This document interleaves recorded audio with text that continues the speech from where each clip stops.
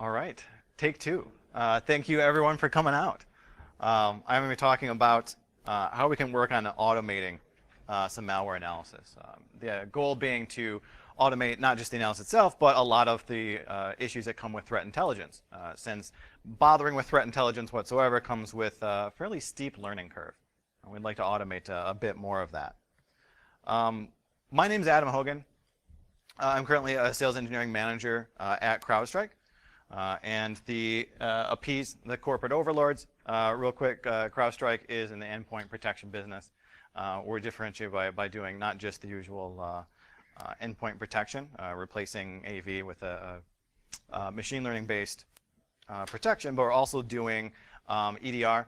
We're doing forensic record of everything that's happening at the endpoint. We do managed hunting, so we actually have people watching that data 24/7 for signs of an advanced attack, or at least one that was not prevented automatically, as well as our services department and our threat intelligence service that we've been selling for about 7 years now. Okay, so through that, what are we actually here to talk about? I want to talk about the rise of the machines learning. Yeah, machine learning. So we want to go through that and how it relates to malware workflows, because it's having a fairly significant impact, I think. Right. But say a machine learning algorithm walks into a bar. Bartender says, what'll it be? And the machine learning algorithm says, what's everybody else having? Right. So, yeah. We'll start light, right? Now everyone's entertained. Quick step back, and at a high level, like what are we talking about with machine learning here? Machine learning is, and let's fill in the blank, is it an overused buzzword? Almost certainly.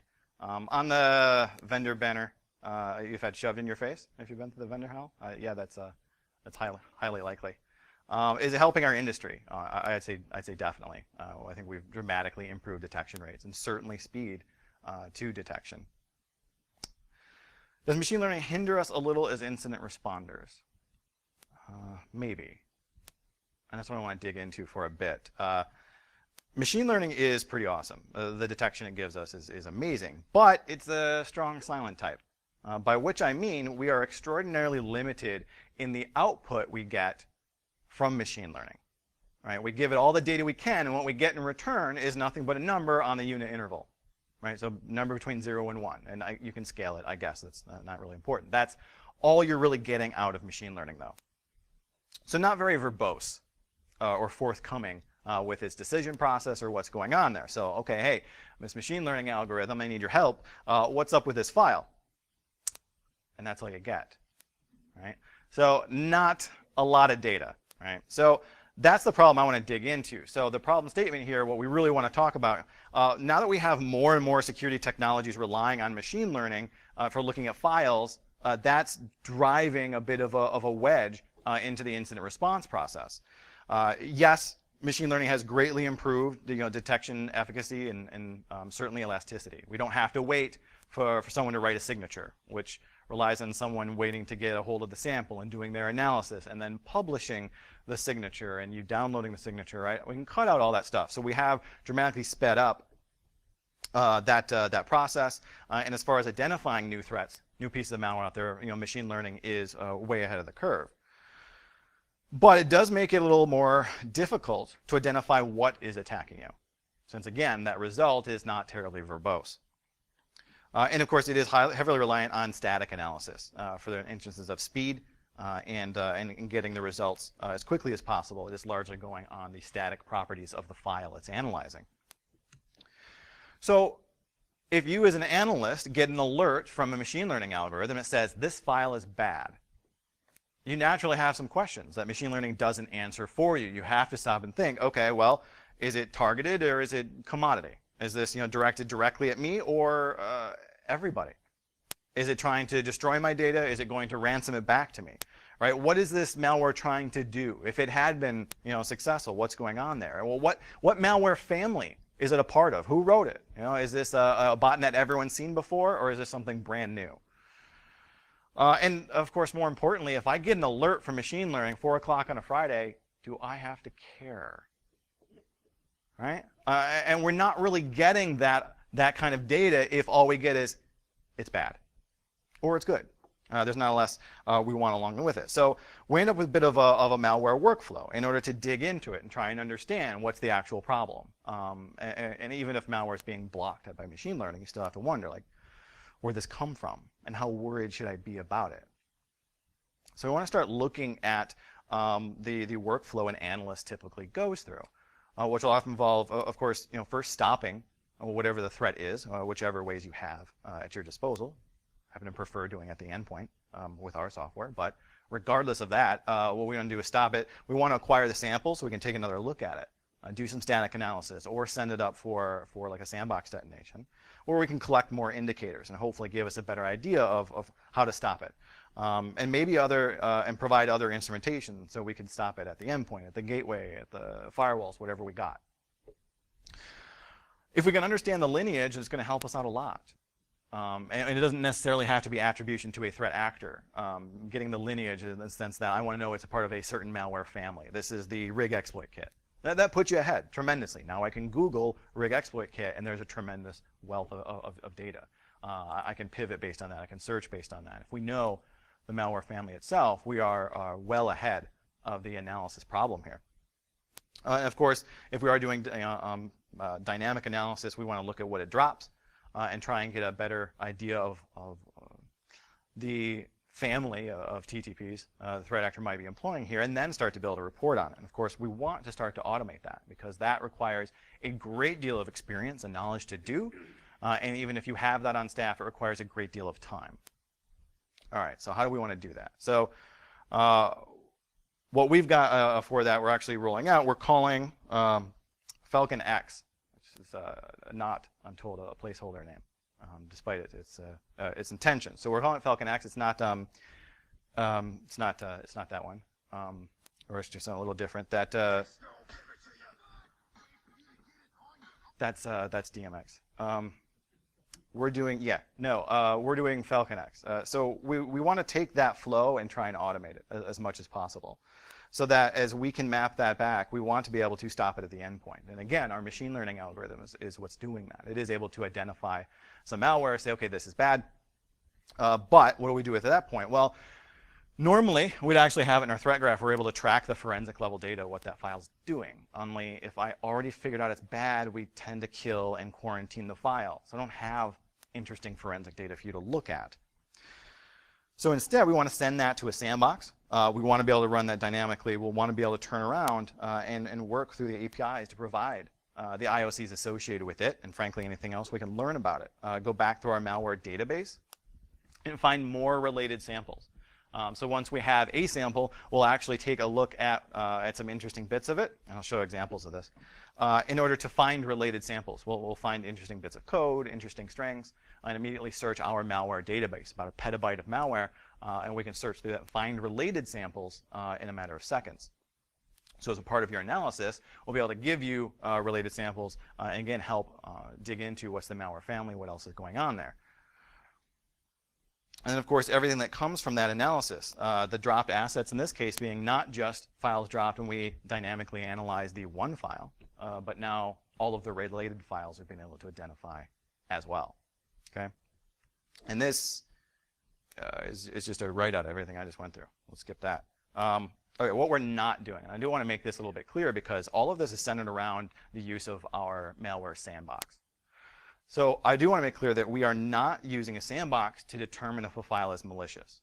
I'll throw that out there because it is a very traditional way to think about using a malware sandbox and detonating malware is, okay, we're going to run this and figure out if it's bad. We're already doing that. We actually think the machine learning is doing a much better and certainly faster job at determining whether the file is malicious or not. That sandbox is, however, a great source of intel, of a way to dig into what it's trying to do and actually allow us to get more information about what, or if not who, is attacking us. So we can learn a bit more about that malware. And we're doing that with hybrid analysis. Has anyone used hybrid analysis before? Love to see it. Thanks. That's the sandbox engine behind it. And it remains so, of course. So you can check out hybrid-analysis.com sign up for an account there, and throw up, I want to say 50 files a day to run through the sandbox analysis like we'll be talking about today. So that'll run through a great deal of static analysis, running through the, how the file was built and everything, and of course runs through dynamic analysis. So it opens it in a VM, executes it, watches what it does, so that we can take a look at it. And it actually doubles down then and does another round of static analysis, because it'll do static analysis on files that are dropped. It'll also do static analysis on memory dumps of the interesting processes that are running. So if things do unfold a bit differently in memory than they are on disk, then we'll continue to get static information on that as well, which is actually what the word hybrid comes from, doing static and dynamic analysis, and then over and over again. We'll also correlate this with our threat intel. So we've traditionally sold that as a premium feed to get into your SIM or wherever else you might be able to put that data to use, which I'll tell you, as someone who's been selling threat intel, is not the easiest task. Right? There's a lot of people have a hard time putting that data to use and figuring out, how do I make threat intel actionable? So again, if we can automate a big part of that, we're taking out a huge piece of that learning curve.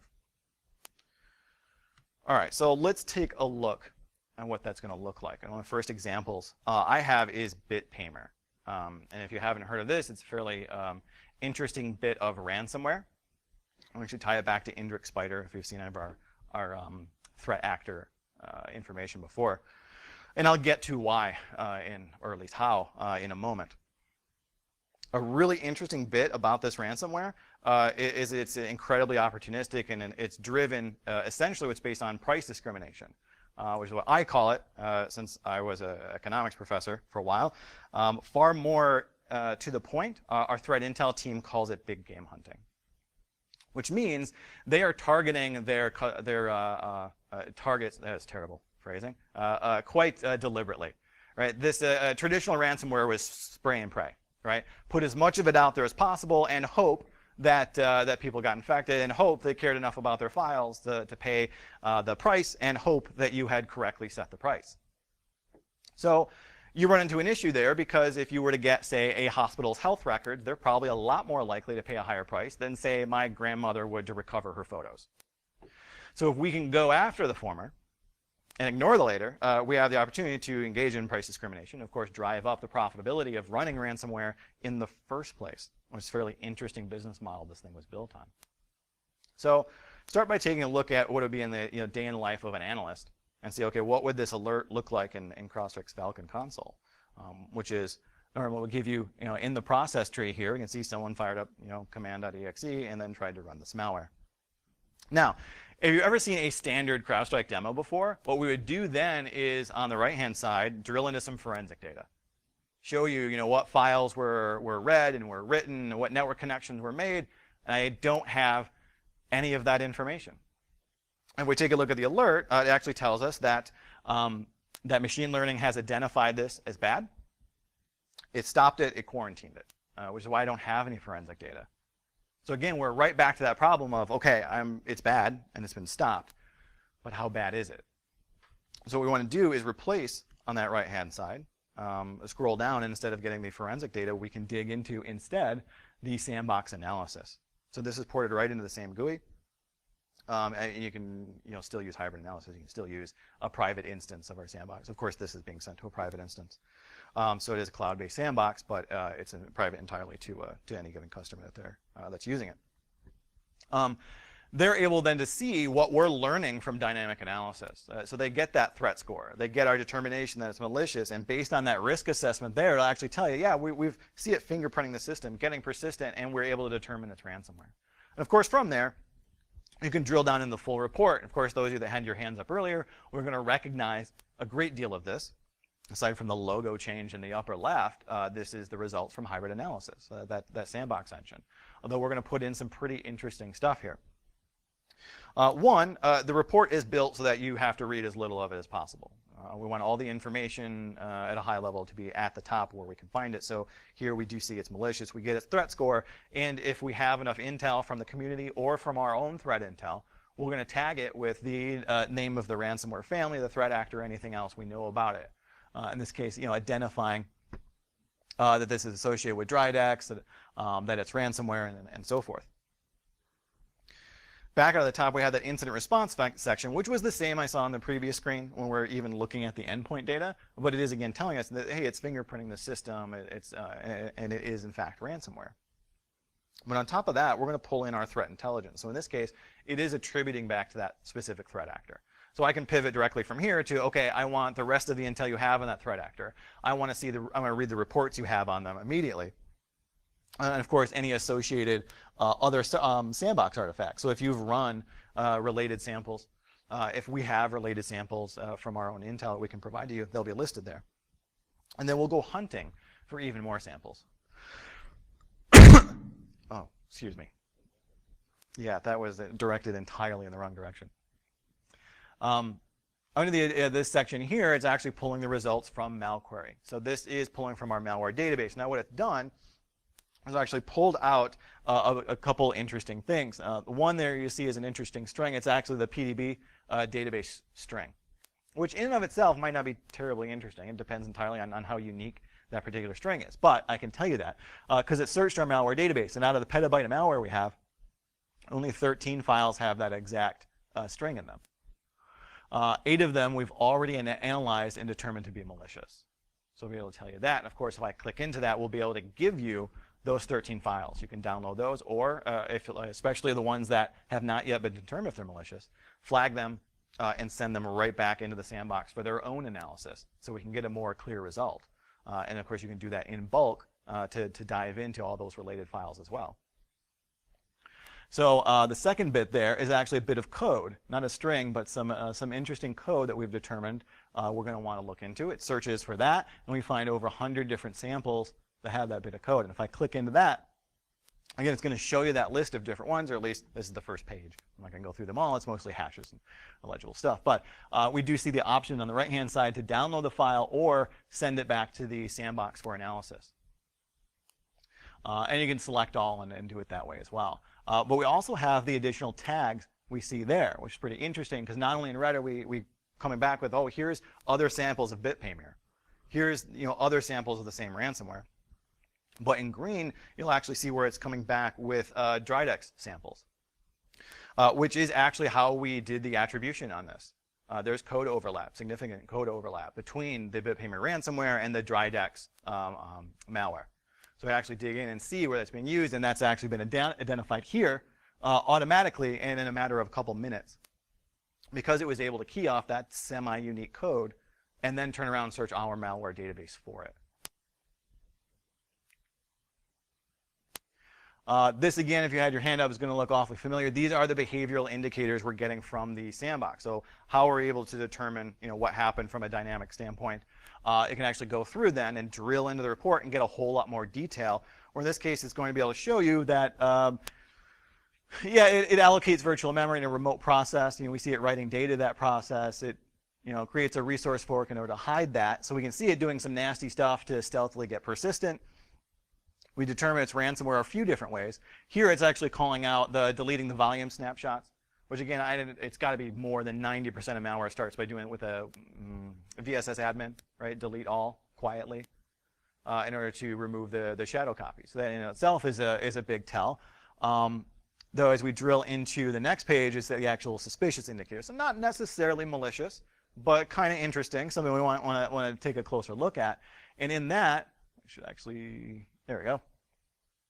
We'll have a couple other things there, including that there's a lot of encrypted or packed stuff there, which is what you get from it. It has high entropy sections.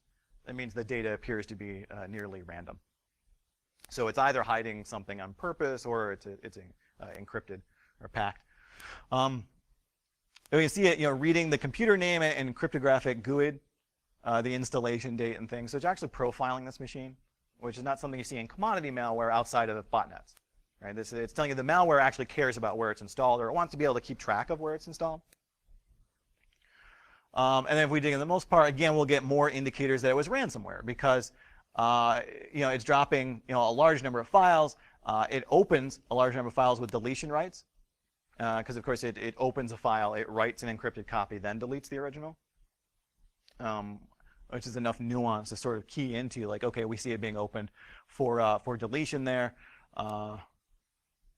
Yeah, or opens many files for write access. Again, so it's enumerating all the files in the system and goes through and encrypts them. And being able to watch that happen is, of course, enough to come back and say it's ransomware. Whereas a couple minutes ago, all we had was machine learning says it's bad. I can dig into the process tree, which is great. I showed you a process tree of what this happened on the endpoint, but it wasn't at all interesting because it got blocked, it got quarantined. Here we have the process tree from where it ran in the sandbox. So, okay, if I didn't block it, what's going to happen? And now I can dig into what that looks like. So I may get some threat hunting cues directly from this type of data. So we'll see things like, yeah, it is using VSSA. I'm going to delete shadow copies. Maybe I want to search my endpoint logs for that. I may want to see how it runs the subsequent processes, or even things like the net view command. So that's actually it looking for network shares to go and encrypt those files as well. But the net view command, while not at all necessarily malicious, is something I'd probably be interested in if someone's doing that. And if I were to search all my endpoints, I can give you that list of all the endpoints that have run net view command in the past day, past week, whatever. And yeah, there's probably some IT people in that list, but probably sort through that pretty quickly, right? So we've got a bit more to go on based on the dynamic data we've gotten back here. And then I can actually start to dig into the IOCs. Now, I'd like to see the endpoint everywhere and go ahead and take care of protection for you, but that doesn't always happen. So maybe we want to pull IOCs of this type of analysis, and that's very common for when you do have dynamic analysis, right? It's been through the sandbox. I know what it's dropping. I know what it's doing on the endpoint. I want to be able to pull that data back. I want those file hashes, the domains it's calling to, the IPs it's connecting to, whatever they are.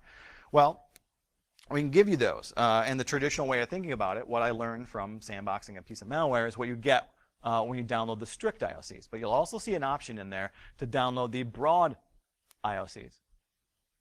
And that is actually going to take additional data from the other malware samples we have, from the threat intelligence we have. If we are able to correlate that on additional analysis, it's going to add those IOCs to the list as well. So now we're going from, hey, I've got IOCs from one piece of malware analyzed to dozens.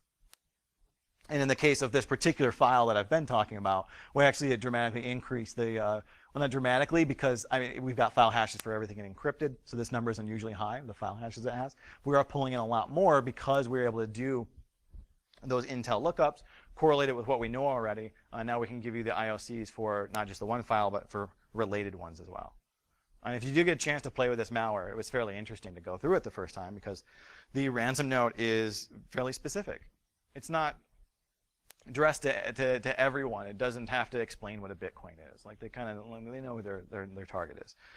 Though we do get the Bitcoin addresses, so it's always fun to check how successful malware is being. And this is somewhat out of date because they're using different wallets now. There have actually been subsequent campaigns from the same actor from newer versions of BitPaymer. I didn't have the Bitcoin wallets for that, so that it's considerably more profitable than I can even show here. But there were a couple of Bitcoin addresses we were able to pull out. One was, hey, send it here. The first one, and we saw about 4 transactions, and when they had amassed about 24.5 Bitcoin. And I don't know how much Bitcoin's fluctuated, but when I first did the math, that was about $164,000 worth. But all of that Bitcoin was moved to another wallet, this one here. Now, I don't know if that's the same threat actor. I don't know if that's a money laundering service or their bookie. But all of the Bitcoin paid in ransom to this address was all moved to the same address. That had a total receipt of well over 6,000 Bitcoin, which ended up translating to about $43 million worth. So it appears that ransomware is still quite profitable. There's some other IOCs to dig into. You know, when you can go and look at the encrypted files themselves, they have a .locked extension, so the rest are easier to find if you're concerned that it may not have been blocked on the endpoint. The ransom notes have .readme text, and you can download those and take a look at it. Of course, that's where I got the Bitcoin address we can go and search for. And as I said before, it will look at network shares to pull those files. But what it does not have, in stark contrast to most ransomware you may have seen in the past, does not have any ability to self-propagate. It doesn't have any command and control.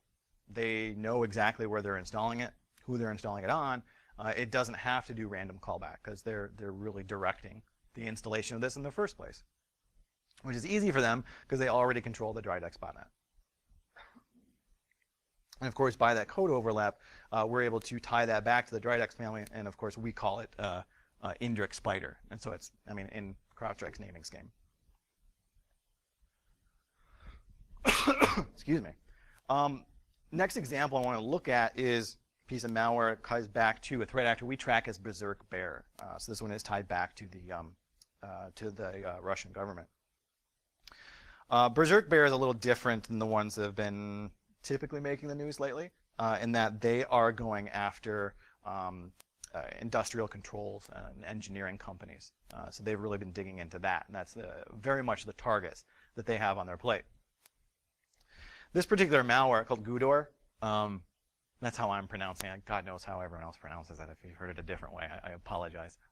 But that's how I'm sounding that out. It's actually used in their operation to regain control. Mostly when they first own a box, they'll steal the credentials and they'll log right back in directly. And it's actually only if that stops working, they'll end up using this malware to sort of get back in and use that as a backdoor. And once again, if I look at that in the endpoint console, I don't learn a whole lot. Yeah, I saw Explorer launch this file. It was blocked and in quarantine. I haven't learned much about it. Machine learning says it's bad. I know it's been stopped, and that's good, but how much do I worry about it? And how do you distinguish this from something far less interesting? Well, again, this was automatically extracted from the endpoint, sent to a private sandbox. And we've got these results back where we have a behavioral threat score of 100 of 100, and we're able to pull back a risk assessment that says, yeah, it's actually providing remote access, and we see it fingerprinting the system. So we are looking at a bit of command and control out of this piece of malware. And if we drill into that full report, again, you'll recognize the sort of hybrid analysis layout here. We can pull back and see not only that we think it's malicious, the threat score is 100 out of 100, but we do also, again, get a number of tags that are going to tell us that, this is okay, there is another way to pronounce it, right? I don't, GrrCON, so someone else named it, right? And we'll see a couple other names there, and you see, like, tied back to GrrCON from the crowdsourced intel. And the risk assessment we saw on in the previous page. Know that, yeah, it's actually providing some remote access. It's fingerprinting the system, and we do actually see some interesting network activity. So we'll be able to drill into that.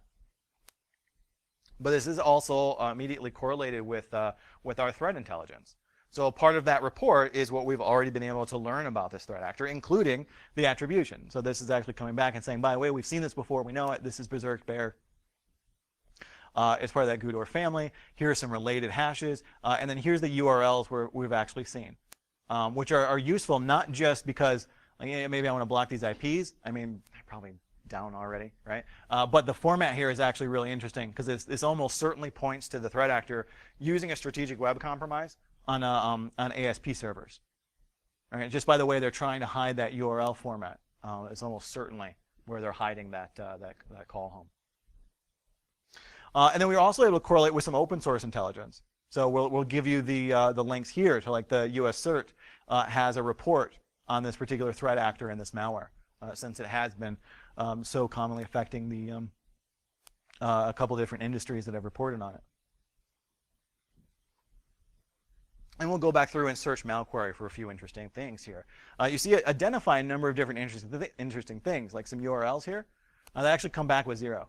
So that in and of itself, the particular and it turns out to be incredibly specific call home that this piece of malware had was unique. It didn't find anything else in there, but it did extract a bit of code that I determined was semi-unique and searched the malware database for that. We found at least 100 samples there. 75 are already malicious, so we can drill into that. So now we have not just the one malware sample from where it turned up on the endpoint, but 100 other ones, related from the same threat actor. So we can take a look at how that's changed over time. We can take a look at how the C2 has changed, right? We had unique URLs here, so we want to take a look at how those are changing from looking at the related samples.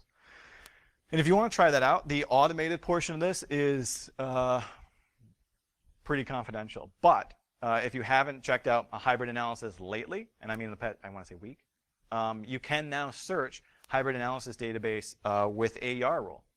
So if you have a YAR rule, if you are tracking anything particularly interesting, you can plop that YAR rule directly into hybrid analysis. It will come back with the malware samples that we have. So that is again, now being rolled into the free version of hybrid analysis. So here in the paid version, we're generating those YAR rules automatically, and there's some secret sauce that goes into that. But if you are looking at anything particularly interesting on your endpoint, if you are digging into particular threat intel, take that YAR rule and try it out in hybrid analysis. Again, you get like 50 samples a day or whatever it is for free. So check that out, because that is a malware, massive malware database that you're all welcome to use, at least in that somewhat limited capacity. Before we'll start sending sales guys around with brochures and see if you want to upgrade, right? But check out the free version, and then again we'll be able to drill into the behavioral indicators and see how we're actually doing it. So we've actually identified, yeah, it's calling out to a URL that was previously identified as bad. We had a YAR signature match. So again, we will correlate with all of the threat intelligence that CrowdStrike has, and that includes our analysts had already turned around, analyzed this before. They had already turned out YAR rules to look for this type of malware. That's already embedded into this Falcon sandbox. So we're getting that alert there. Or we look at the suspicious indicators. I suppose that's a little small on the screen. I apologize for that. But it is able to look at some fairly interesting things. The way it's profiling, the good, again, like we saw in the last one, is checking for debug information, which not necessarily malicious, but not that common in production software. It's checking out certain registry keys. We see different IP addresses in memory that look kind of suspicious. It's importing suspicious APIs and a number of other things that look pretty fishy. Right? And now we can key on that and actually drill in to see, okay, what's this malware up to? It will also show screenshots. It's not that interesting in this case. It fires off a command shell, so you get like a little pop-up here. And but I'll throw it up there because sometimes it's interesting, particularly for malicious documents. It's interesting to see the malicious document open up and see what the first page is, at least in the screenshots, if you don't have like a safe environment in the lab to open up a doc yourself. So those make for interesting screenshots. I'll call it out just because it's actually not that common, right? Most malware doesn't do anything on the screen. So the screenshot section in the sandbox report is usually pretty empty. In this case, we got a quick pop-up. And I can go back and take a look at that process tree and see what all it's doing on the endpoint. So the way it's loading that ntdll.exe after it drops it, we do see it do a single ping to 127.0.0.1, which again I'd suggest is a pretty interesting threat hunting queue. I would turn around and search for that in my environment. I don't know how common that is. There might be legitimate software that does that as a way to see if the interface is up, or I don't know what. But it seems to be actually just ping, if you even forget the address, like an N, -N1. That's something I've done threat hunting with in the past. I don't know why malware thinks they'll send like just one ping. Like they're real conservative with their pings. Like they watch a lot of Hunt for Red October and think like more than a few would give it away. But you do see malware do that a lot, like one ping. Usually out to like Google DNS or something like that. It's a check to see like, am I online? In this case, the home interface for some reason, right? And then you actually see it at the registry here. So again, it's something I might want to key off and search the rest of the environment for.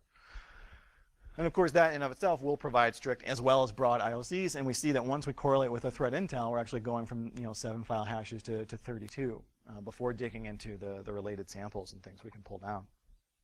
So it makes for a pretty interesting sample. It's just it's a downloader. It was written in Go. A simple dropper installs it.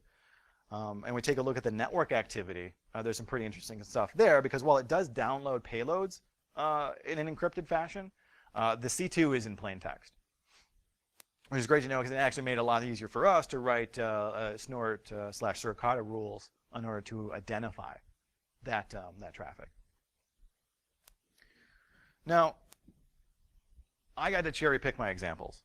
I had a lot of fun with the bit payment ransomware, and if I can throw up some nation-state level malware, that's pretty fun stuff for me. But it's not exactly a normal day in the life of an analyst, is it? So what I want to do is also run through it with a random dropper, like what's a random piece of malware look like. And the random piece of malware, if you were to select one at random from what you have running in your company, probably not a bear, right? I like to run through the example, sure, but what happens if we see something a little less interesting? Well, I grabbed a random dropper and then ran that on the endpoint. And then we can go and again take a look at the sandbox analysis. So, all right, what malicious indicators do I get from the average dropper? None. All right, well, let's drill in a little bit more. How about suspicious indicators? What do I get? It imports suspicious APIs. It's not a lot. I'm not even sure if he used them. Actually, once I went through the entire report, it was pretty clear it didn't actually do any of these things. But you do see it load the libraries for, like sleeping, getting file names and addresses. There's the socket library. So we see, it's going to start doing some networking. But again, that's just loading the APIs. I don't even know if it really did anything interesting. Okay, but I got some networking activity. So let's take a look at the networking activity. What does it do? Well, it tries to call home and nobody picks up. So a bit anticlimactic, but it really proves to be fairly boring. And in fact, it makes for maybe a lousy example to get on stage and show everyone. But again, the purpose of doing this is not just to find the uber sexy malware. It's to be able to identify how much do I have to care about this malware. What is it doing and what's going on there? So while I can tell you, like, okay, we figured out it's malicious, we're not super confident. We got IOCs, I guess, and I can actually compare it with others. We see related files, so I can pull back those hashes and actually expand. So if you're worried about this malware, we'll give you more threat intel about it. But even that's an if. Right? Because at the end of the day, we're already showing, like, okay, well, hey, didn't Falcon block this? And the answer is yes. That's how we found it in the first place. Okay, and from the sandbox analysis, I learned that if it had run, even though it didn't, it wouldn't have actually done anything interesting, right? Because it wants to get instructions from home. Home was shut down a long time ago, so it's effectively impotent. So yeah, it can't actually do anything that interesting. So see you Monday. That's an important result too. Yeah, I'd like to show you the flashy stuff, but what's far more important is that I'm able to answer those questions directly. How does this malware affect me? If it wasn't blocked, how much do I have to worry? What are they trying to do? And we can answer those questions. And more often than not, the answer is this is some commodity stuff. That doesn't know who you are. It doesn't know who your company is. It's not after your IP. It's after you as much as it's after my grandma. Doesn't really know who it's going after. And being able to know that is, well, it's dramatically going to shorten the analyst cycle. I'm probably going to spend a lot less time on this one than something more interesting, something more active, something more dynamic, where I can plug in and actually see what's happening there. Right? All right. So those are the examples I wanted to run through. And if we have a little bit of time, so if there's any questions, I'm happy to take those as well. And if you don't want to shout it out, I'll be around after this as well. All right. If you have any other questions or want to see this live, let us know. Otherwise, you can see about 80% of this functionality in hybridanalysis.com for free. So check that out. Sign up for an account if you haven't. We'd love to see people using that tool as well. And thank you for coming. Picture of my puppy eating Fancy Bear. Thank you.